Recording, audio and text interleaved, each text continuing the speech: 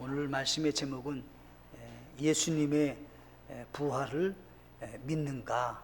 라고 하는 말씀의 제목으로 말씀 하나를 함께 얻으시기를 원합니다. 예수님께서 부활이 있기 전에 제자들과 예수님께서 이제 부활이 있기 전에 고난 받으시는 그런 모습을 성경에 사복음서에서 자세하게 기록을 해놨습니다. 근데 예수님께서 이제 고난 받으시기 직전에 제일 먼저 무슨 일을 하시냐면 제자들과 함께 주의 만찬을 하는 겁니다. 근데 이 주의 만찬이 언제 하는 거냐면 아무 때 하는 게 아니라 6월절 날 하는 거예요. 6월절 날. 그 6월절 날 이제 하는 건데 예수님이 잡히시는 것이 6월절 날 잡히는 거예요. 예수님이 6월절 어린 양인 거예요. 근데 제자들과 주의 만찬을 하자는 거예요. 그러니까 당연히 6월절이 이제 왔으니까 주의 만찬을 하지만 예수님은 이제 내가 이제 죽는 거거든요. 예수님 자신이 죽는 거예요, 지금. 그러면서 떡을 떼가지고는 내 몸이니 너희가 먹고 이제 내 몸을 기념하라. 피를 상징하면서 포도즙을 이렇게 마시면서 내 피를 이 상속 언약의 피인데 기억하라. 제자들은 그거 모르죠, 지금. 얼마나 심각하게 주님이 그 일을 하는지 제자들은 모르는 거예요, 그걸요. 근데 예수님께서 이제 그 얘기를 다 이제 하고 이제 주의 만찬을 딱 끝난 다음에 찬송 부르면서 이제 겟세마네 동산에 가는 이유가 있어요. 제자들과 함께 예수님이 기도하러 가시는 거예요, 지금요. 마지막으로 기도하는 거예요, 이제 겟세마네 동산에 기도하고 나오면 이제 잡히는 거예요. 겟세마네 동산에 제자들과 올라가자. 제자들은 또 그 의미도 몰라요. 그래서 이제 제자들에게 하실 말씀이죠. 얘들아, 내가 저기 가서 기도할 터이니 너희 여기서 기도해라. 근데 갔다 오니까 졸고 자요. 그러니까 예수님께서 한시도 나와 함께 기도할 수 없더냐. 일어나라. 이번에 내가 기도하러 갈 테니 너희들도 기도해라. 두 번째 가서 이제 기도를 하시는 거죠. 그때 기도가 우리가 아시는 거잖아요. 땀방울이 핏방울이 떨어지시지 간절히 기도하시는데 예수님의 기도가 뭐예요? 아버지의 원대로 하옵소서. 나의 원대로 마옵시고 아버지의 원대로 하옵소서. 기도를 하는 거예요. 세 번째 이제 기도하고 오셔서 제자들에게 이제는 됐다. 너희들이 이제 마음 편하게 있어라. 제자들은 그것도 몰라요, 지금. 그리고 이제 나가다가 누구한테 잡히는 거예요? 가룟 유다에게 잡히는 거예요, 이제요. 가룟 유다가 어떻게 해요? 예수님의 겟세마네 동산에 기도한 걸 알고 로마 군인들과 함께 예수님 잡으러 왔잖아요. 그래서 예수님이 이제 잡히시는 거예요. 예수님이 잡히시는 그 과정 속에서 예수님께서 이제 친히 하실 말씀이죠. 제자들에게 하는 말씀이에요. 얘들아, 내가 잡히고 죽게 될 텐데 너희들 흩어지게 될 거다. 너희들 흩어지는데 갈릴리 그 바닷가에서 만나자. 너희들 흩어지지만 3일 뒤에 내가 부활할 거니까 갈릴리 바다에서 만나자. 근데 제자들은 그걸 몰라요. 그러니까 오늘 아침에 말씀과 같이 갈릴리 바다에서 만나자고 했는데 그걸 잊어버릴 것 같으니까 우리 주님이 어떻게 해요? 천사를 통해서 막달라 마리아와 이 살로메에게 다시금 얘기해가지고 제자들에게 베드로에게 가서 꼭 일러라. 갈릴리에서 만나기로 하자. 그거 잊지 말고 거기 오너라.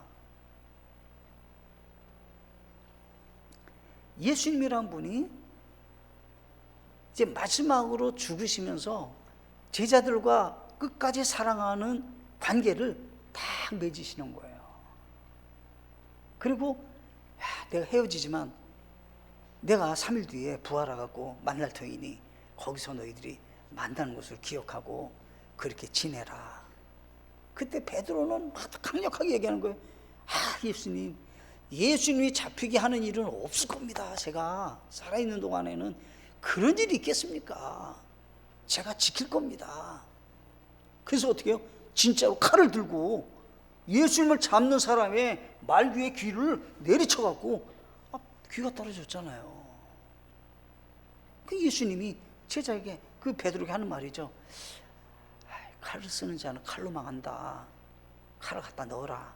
그리고 예수님께서 귀를 다시 이렇게 잡아가지고 붙여주셨잖아요. 기적이죠, 기적. 예수님만이 하실 수 있는 거예요, 그거는요. 예? 그리고 예수님께서 베드로가 가룟 유다가 왔는데, 가룟 유다가 하는 말이잖아요. 친구야, 너의 할 일을 해라. 너의 할 일을 해라. 그때 어떻게 해요? 입을 맞췄잖아요.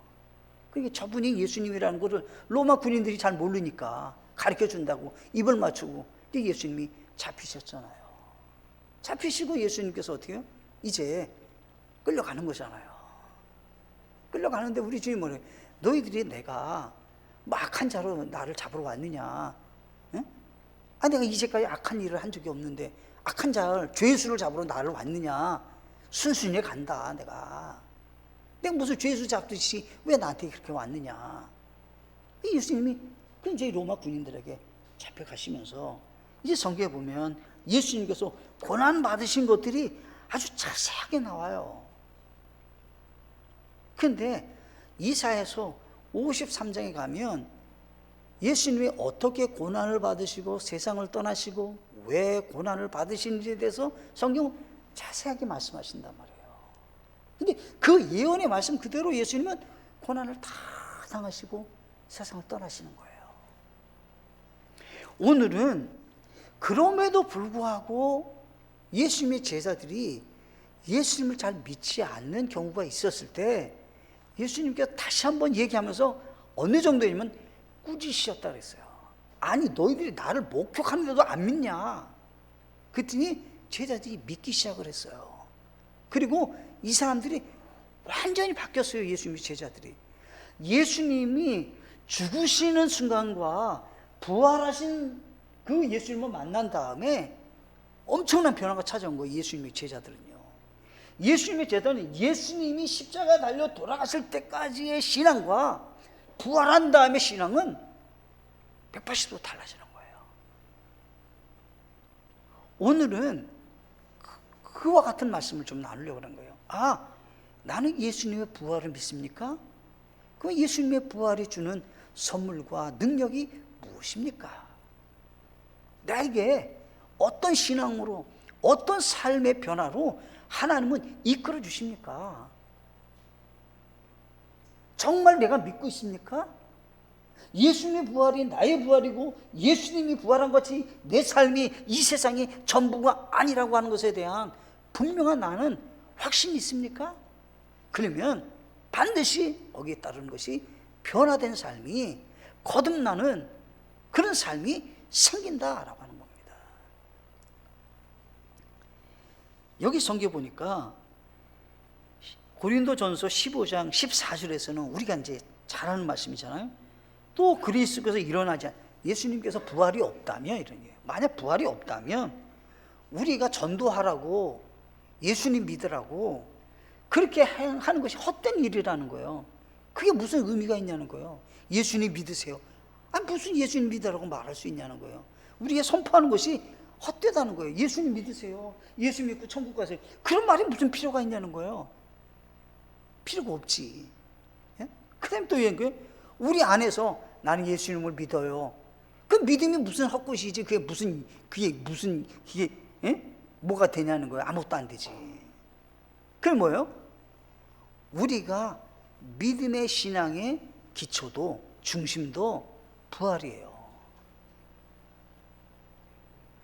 예수님의 부활이 있어야만이 다른 사람에게 예수님을 믿으라고 말할 수 있고, 그것이 우리의 소망이 되고, 예수님의 부활이 있기 때문에 우리는 절망 가운데서 참된 기쁨을, 우리는 슬픔을 가운데서도 그 뛰어넘는 하나님이 주신 기쁨의 소망을 가질 수 있게 된다는 거예요. 죽음 앞에서 모든 사람이 다 떨고 있는데 우리는 어때요? 아니야, 그 끝이 아니야 라고 하는 거예요. 이번에 제가 미국을 갔더니 우리 손녀딸이 얘기하는 거예요. 할아버지, 저 말고 이제 저희 아버지 말이죠. 할아버지는 세상 떠나셨냐고 그랬더니 그랬다 하더니 예수 믿고 세상 떠나셨느냐고. 그렇다고 했더니 그러면 됐다고. 아이가 그런 얘기를 하는 거예요. 그러면 됐다는 거예요. 우리 집사람이 또 묻는 거예요. 할머니 세상 떠나셨느냐고. 할머니가 이제 세상 떠났냐는 거죠. 예수 믿고 세상 떠났다. 그럼 됐다고. 조금 슬프지만 괜찮다고. 왜요? 신앙의 중심과 신앙에 있어서 가장 우리의 소망은 죽음이 끝이 아니라는 거예요. 아니, 그거라면 세상이 우리의 죽음이 끝이라고 한다면 예수님 믿어야 될 이유가 무엇이 있겠어요? 아무 이익이 없죠. 오늘은 예수님의 부활을 믿는가? 그에 대해서 첫 번째, 성경 기록 말씀을 통해 예수님의 부활을 믿어야 합니다. 여기 성경에서는 중요한 말씀을 하셨습니다. 여기 말씀을 3절에 보시면 내가 또한 받은 것을 무엇보다 먼저 너에게 전하니 그것은 곧 성경 기록대로. 4절에 묻히셨다가 성경 기록대로.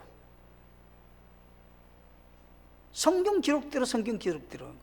자 보세요. 우리는 예수님의 부활을 믿을 수 있는 증거가 있어요. 그게 뭐냐 그랬더니 하나님께서 이미 성경에 기록된 말씀대로 진행하셨다는 거예요. 예수님께서 십자가에 달려 돌아가시는 모든 진행 과정이 성경 예언대로 그대로 기록하고 있다는 거예요.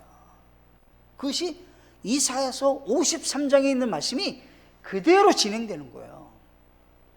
예수님이 세상 떠나실 때 사람들은 어떻게 예수님을 볼 것인가? 어떻게 그들은 예수님을 고난당하게 하실 건가? 다 그려주고 있는 거예요. 멸시와 조롱을 당하고 채찍질을 당하고. 그런데 사람들은 어때요? 아, 저분이 죄가 많아서 저런 일을 당한다고 하지만 성경에서 뭐라고요? 우리의 죄를 담당하시기 위해서 불법을 담당하셨다고 성경은 정확하게 얘기하시는 거예요. 죄가 없으신 예수님이 죄를 짊어지시는 거예요. 우리를 위해서. 예수님 왜 십자가에 달려 돌아가시는가? 왜 고난을 당하시는가? 그 이유는 우리 죄를 대속하시기 위해서. 성경은 그 얘기를 하고 계신다는 거예요. 뿐만 아니에요. 예수님께서 직접 십자가에 달려 돌아가시기 전에 계속해서 제자들에게 반복해서 하시는 말씀이에요. 반복해서. 마태복음 16장 21절에 그때부터 예수님께서 자기가 반드시 예루살렘으로 가서 장로들과 수제사장들과 서기관들에게 많은 일들로 고난을 당하고 죽임을 당하며 셋째 날 다시 일으켜질 것을 자기 제자들에게 보이기 시작하시니. 내가 첫 번째 얘기하는 거예요. 예루살렘에 들어가면 내가 종교 지도자에게 잡혀서 고난을 당하고 죽게 될 거다. 그런데 셋째 날에 내가 다시 부활한다. 둘째, 마태복음 17장 22절에 그들이 갈릴리에 거할 때 예수님께서 그들에게 이르시되 사람의 아들이 배반을 당해 사람들의 손에 넘어가 죽임을 당하고 셋째 날 다시 일으켜지리라 하시니 그들이 심히 근심하더라. 내가 배반을 당하고 잡히게 될 거다. 그리고 내가 셋째 날에 다시 내가 일어나게 될 것이다. 부활할 것이다. 두 번째 얘기했더니 제자들이 심각하게 받아들이. 두 번 얘기하니까 지금 심각한 거예요. 아니, 지난번 며칠 전에 얘기를 하셨는데 또 얘기를 하시네. 마태복음 20장 17절로 19절을 보시면 예수님께서 예루살렘 올라가실 때 길에서 12제자를 따로 데려다가 그들에게 이르시되 보라, 우리가 예루살렘으로 올라가노니 사람의 아들이 배반을 당해 수제장과 서기관들에게 넘겨지매 그들이 그를 정죄하게 하여 죽게 하고 이방인들에게 넘겨주어 그를 조롱하고 채찍질하고 십자가에 못 박게 할 것이요 셋째 날에 그가 다시 일어나리라 하시니라. 아주 구체적으로 언급을 하는데 딱 맞는 거잖아요. 종교 지도자에게 잡히게 될 것이다. 그리고 어떻게 해요? 이방인, 로마인에게 넘어가기, 빌라도에게 넘어가잖아요, 예수님이요.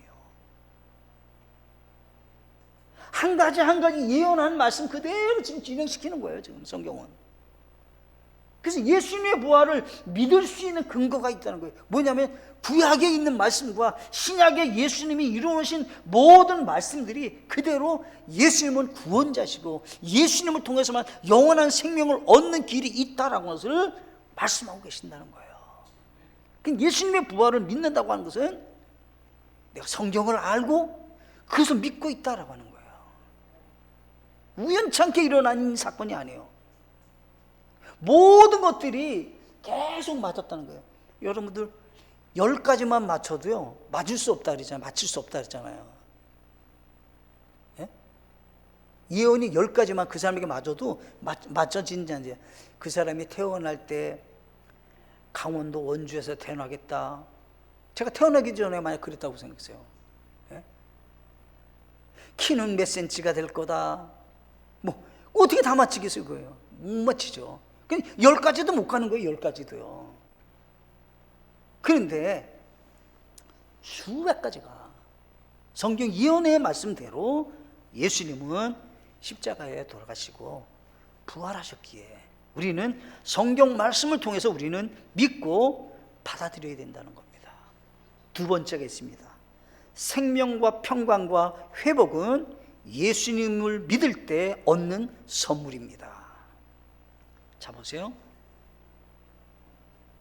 모든 사람들에게 찾아오는 가장 슬픔과 절망은 죽음이에요. 죽음 앞에서는 가장 슬픔과 절망이에요. 이거보다 더 큰 절망과 슬픔은 없어요. 인생을 살면서 그것이 끝인데 죽음으로 모든 것이 끝이 나는 거니까요. 근데 예수님이 죽는 목적을 정확하게 이해했어요. 히브리서 2장 14절로 15절을 보시면 그런즉 자녀들은 살과 피에 참여한 자됨으로 그분도 마찬가지로 같은 것의 일부를 취하셨으니 이것은 그분께서 죽음을 통해 죽음의 권능을 가진 자 곧 마귀를 멸하시고 또 죽음을 두려워하여 평생토록 속박에 놓인 자들을 건져내려 하심이라. 예수님께서 왜 죽으셨냐는 거예요. 죽음의 권능을 가진 자 마귀, 그 마귀를 멸하시고 죽음을 두려워하는 우리를 두려워하는 그곳에서 속박에서 건져내기 위해서 예수님은 우리 죄를 위해서 죽으신다는 거예요. 이것을 우리가 읽었던 고린도전서 15장 55절로 57절에서는 굉장히 자세하게 정확하게 얘기를 했어요. 보세요. 오 사망아 너의 쏘는 것이 어디 있느냐. 우리의 죽음이 어디서 왔냐는 거예요. 어디서 왔냐. 오 무덤아 너의 승리가 어디 있느냐. 죽음이 어디서 오냐는 거예요. 자 사망에 쏘는 것은 죄요. 죄의 힘은 율법이니라. 보세요. 죄 때문에 우리가 죽게 됐다는 거예요. 그러면 죄를 어떻게 드러내냐라고 할 때 율법이 죄를 드러낸다는 거예요. 율법이 없으면 죄가 드러나지 않아요. 그죠? 그래서 율법은 어떻게 해요? 죄만 드러낸다는 거예요. 죄만.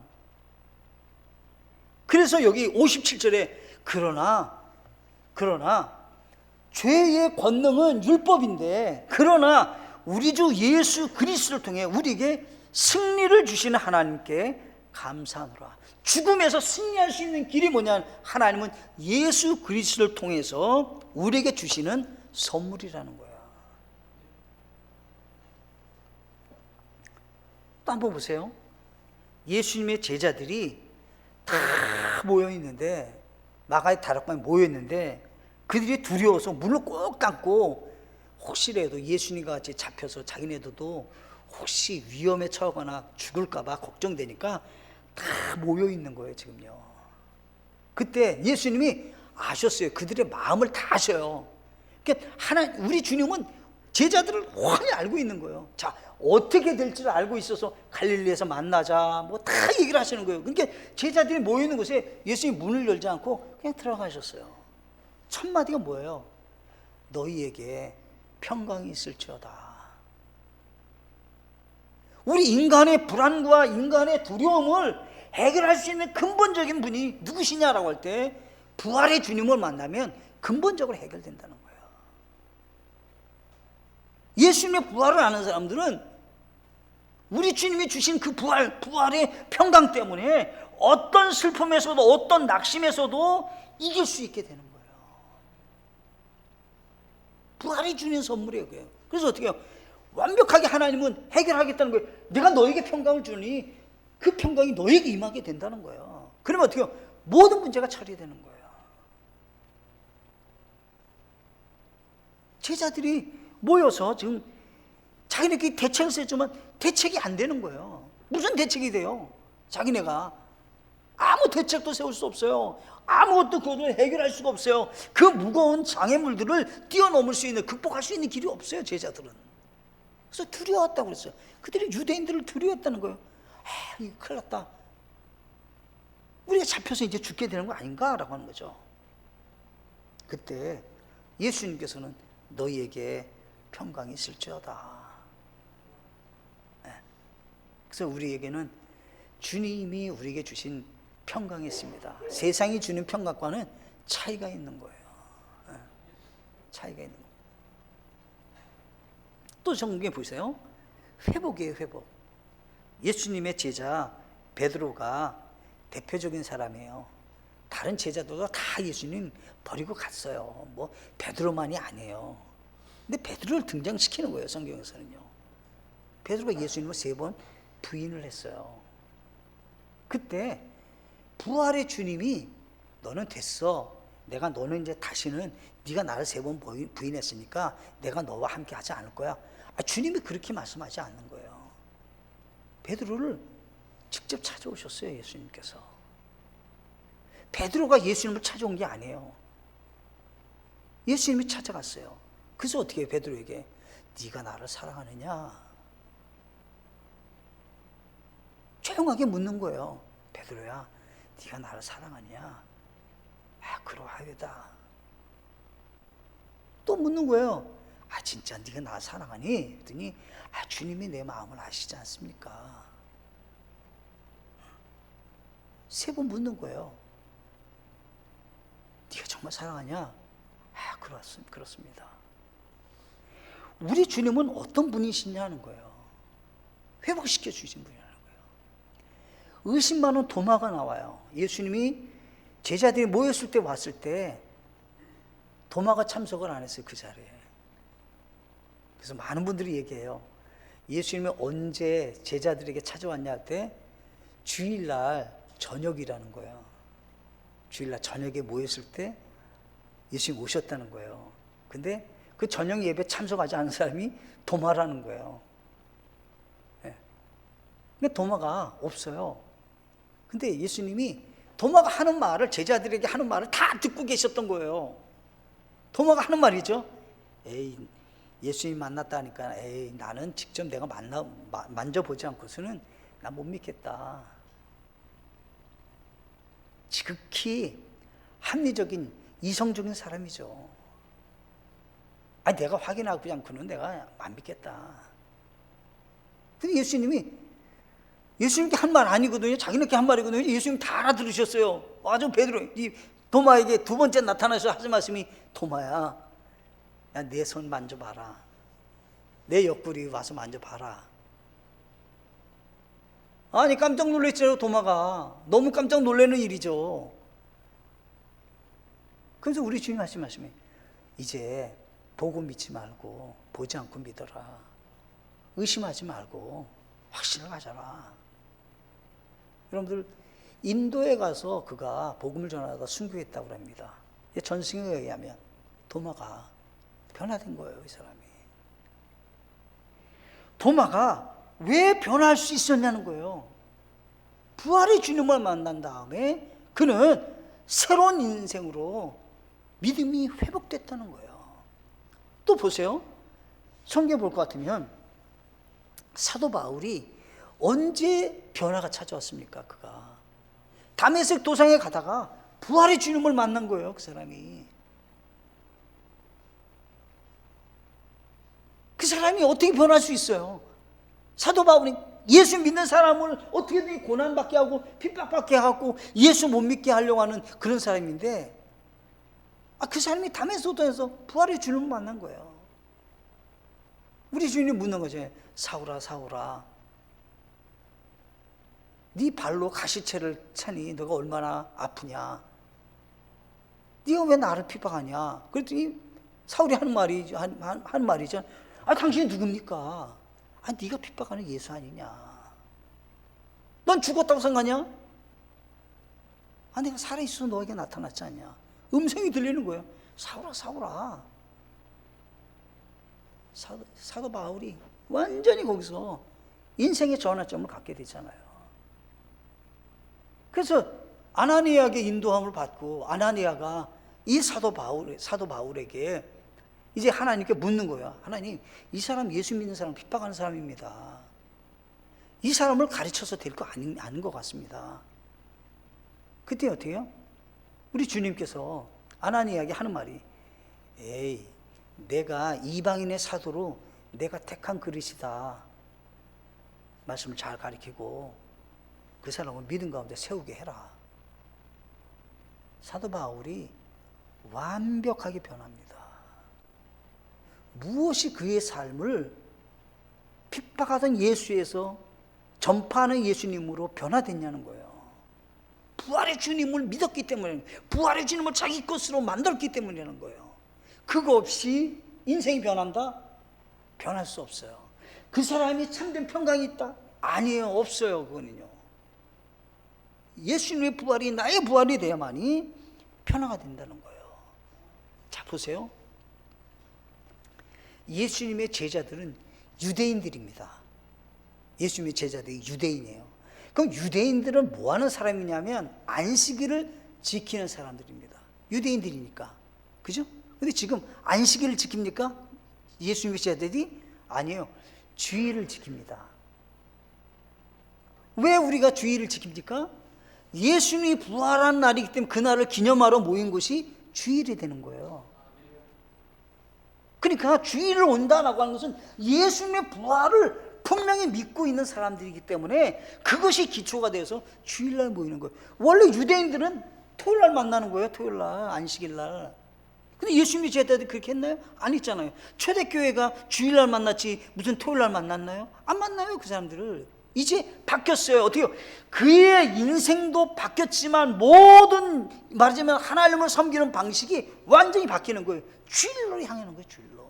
그래서 우리 일요일날로 하지 않고 주님의 날이라고 주일이라고 얘기하잖아요. 예수님의 부활을 생각하는 거예요. 다른 이유가 하나도 없어요. 예수님께서 부활하고 그 부활하신 그날에 다 같이 모였다 성경에 기록되어 있거든요. 그리고 이제 바뀐 거예요. 안식을 지키는 게 아니에요. 이제는요. 예수님의 부활을 믿으면 얻는 선물이 있는데 생명과 평강과 회복이라는 겁니다. 세 번째 마지막으로는요, 예수님의 부활의 소식을 전하는 것은 하나님의 은혜입니다. 여기 이제 15장 10절로 11절 보시면 하나님의 은혜로 내가 지금의 내가 되었으니 내게 베푸신 그분의 은혜가 헛되지 아니하여 내가 그들 모두보다 더 많이 수고하였으나 내가 아니요 오직 나와 함께 하신 하나님의 은혜로다. 그러므로 나든지 그들이든지 우리가 그렇게 선포하며 너희가 그렇게 믿었느니라. 사도 바울이 자기 고백을 하는 거예요. 내가 예수님의 부활을 전하는 사람이 된 것은 하나님이 내게 은혜를 주신 거라는 거예요.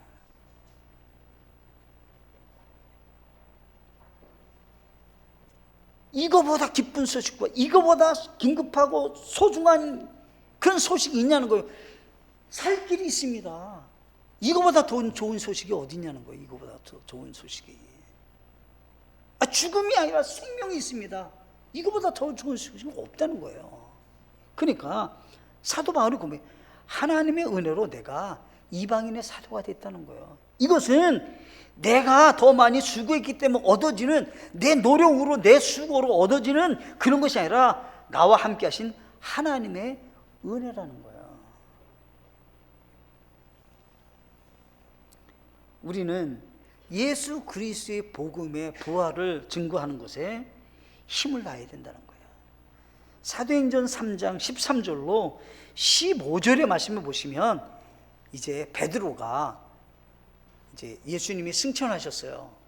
그리고 이제 베드로가 중심이 돼서 이스라엘 사람들에게 막 복음을 전하는 거예요. 사도 베드로가. 근데 베드로가 전하는 핵심 내용이 있어요. 그것이 핵심 내용이에요. 핵심 내용. 무슨 내용이냐면 다른 얘기하는 거예요. 너희들이 생명의 통치자 예수님을 죽였다는 거예요. 이스라엘 백성들에게 아주 딱 얘기하는 거예요. 여러분들이 예수님을 죽으셨다는 거예요. 근데 다 동의하죠. 왜냐하면 십자가에 못 박으러 했잖아요. 예수님은 십자가에 못 박으러 했잖아요. 예수님이 죽었잖아요, 진짜. 그런데 죽은 거로 끝났냐는 거예요. 여러분들이 다 받지 않느냐? 죽은 거로 끝났냐? 하나님이 그분을 부활케 했습니다. 일으키셨습니다. 죽음을 이기고 부활케 했습니다. 여러분들 봤죠? 그런 얘기요. 여러분들 다 봤죠? 라고 하는 거예요, 그거. 그리고 어떻게 해요? 하루에 3,000명이 구원받는 거예요. 아니, 안 봤으면 그 말이 안 맞잖아요. 근데 지금 이 베드로가 강력하게 얘기하는 거예요. 여러분들의 예수님을 죽였습니다. 근데 그분을 하나님은 다시 생명을 부활케 하셨습니다. 그래서 이제 우리가 그분을 믿어야만 합니다. 그랬더니 하루에 3,000명이 막 구원받는 거예요. 예. 그런 역사가 어떻게 일어날 수 있냐라고 할 때 부활의 소식을 전하면 기적이 일어난다는 거예요. 기적이 일어난다는 거예요. 하나님은. 사도 바울이 전하는 내용이 나오는 거예요. 사도 바울이 사도행전 9장 15절 보면 그러나 주께서 그에게 이르시되 내 길로 가라. 그는 이방인들과 왕들과 이스라엘 자손 앞에서 내 이름을 전하기 위해 내가 택한 그릇이니라. 사도 바울이 죽음을 많은 고난을 당하면서 복음을 증거하러 다녀요. 근데 전하는 내용 한 가지는 뭐냐면 예수님, 우리의 구원자 되신 예수님께서 우리 죄를 위해서 죽으시고 부활하셨습니다. 내 이름을 전한다는 거예요. 예수님의 이름을 전하기 위해서 사도 바울은 하나님이 그를 택해서 그 일에 쓰게 하셨다는 거예요. 우리는 기억하셔야 되는 거예요. 부활의 기쁜 소식을 전하는 것은 하나님의 은혜인 겁니다. 이거는 자랑할 것도 없고요. 우리가 뭐 다른 사람보다 더 내가 잘했다 할 하나도 없어요. 그냥 하나님의 전적인 은혜로 내가 복음을 전하는 거예요. 그럼 보세요. 안전하는 사람은 어떻게 되는 겁니까? 안전한 사람은. 성경에서는 그거 안 된다는 거예요. 그래 어떻게 해요? 땅끝까지 이르러 내 증인이 되라는 거예요. 내 증인이 되라는 거예요. 그래서요. 가깝게 지내시는 가운데 예수님 믿고 구원받을 수 있도록 전도하셔야 되는 겁니다. 전도하셔야 되는 거예요. 내 가족들 전도하셔야 되는 거예요. 만약에 예수 믿는 것이 그냥 교훈적인 거예요. 윤리 도덕적인 거예요. 그럼 예수님 안 믿어주셔도 되고요. 그 전하라고 할 것도 없어요. 근데 그런 차원이 아닌 거예요. 예수님을 믿어야만이 천국 갈 수 있고요. 예수님을 믿어야만이 지옥 가지 않고 죄인에서 의인이 되고 마귀의 종에서 하나님의 자녀가 되는 거예요. 그러니까 반드시 예수님을 증거해야 되는 거예요. 어떻게 해요? 강권하셔야 돼요. 강권하셔야 돼요. 제자들도 강팍해갖고 안 믿어요. 그러니 다른 분들은 훨씬 강팍할 수 있는데 말씀을 전하다 보면 그분이 예수님 믿을 수 있게 하나님은 역사하시게 될 것입니다. 오늘 말씀을 기억해 보세요. 예수님은 부활하시고 500여 사람들에게 다 보이셨고요. 게바에게 보이고 12제자에 보였고 그리고 사도 바울 나도 봤다는 거야. 나도 봤다. 근데 나는 이제 믿는다는 거잖아요. 여러분들은 믿습니까? 예수님의 부활을 믿으시나요? 그러면 우리는 변화된 삶을 살 수 있다는 거예요. 하나님의 평강이 가득 채워지게 되고요. 하나님의 날마다 우리를 어때요?